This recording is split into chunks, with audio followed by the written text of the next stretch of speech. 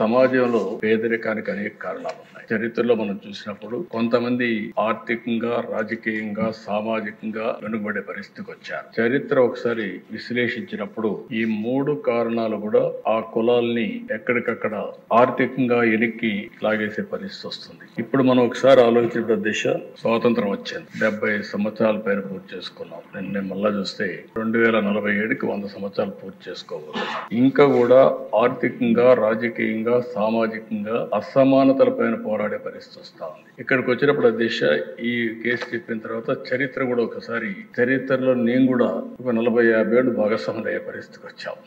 అది కూడా ఒకసారి చూసినప్పుడు దీన్ని ఇటీవల కాలంలో అనేక ఛాలెంజెస్ తర్వాత నేను ఆ చరిత్ర చెప్పేటప్పుడు కూడా చెప్తాను. ఒక తీర్పు ఇచ్చాను. 7 మంది జడ్జెస్ 6+1 తీర్పు ఇచ్చినప్పుడు చాలా స్పష్టంగా రాష్ట్ర ప్రభుత్వాలు ఏ వర్గమైనా సరే వెనకబడిందని భావిస్తే మీరు వర్గీకరణ చేసే అవకాశాలు ఉన్నాయని రాష్ట్రం గాని కేంద్రం గాని అందరికీ మీకు చేసే అవకాశం ఉందని చాలా స్పష్టంగా తీర్పు ఇచ్చారు. దానిపైన 1 మ్యాన్ కమిషన్ వేయడం, గ్రూప్ ఆఫ్ మినిస్టర్స్ ని నియమించడం, వారందరూ ఆలోచించిన తర్వాత మొన్నే కేబినెట్ లో కూడా ఒక నిర్ణయం చేశాం. ఈ నిర్ణయం చేసిన దాని వెనకాల దిశ ఎన్నికలప్పుడు కూడా ఎన్డీఏ కూటమి వర్గీకరణకు కట్టుబడి ఉందని చాలా స్పష్టంగా చెప్పాం. చెప్పిన మాట ఈ రోజు నిలబెట్టుకోవడానికి ఆ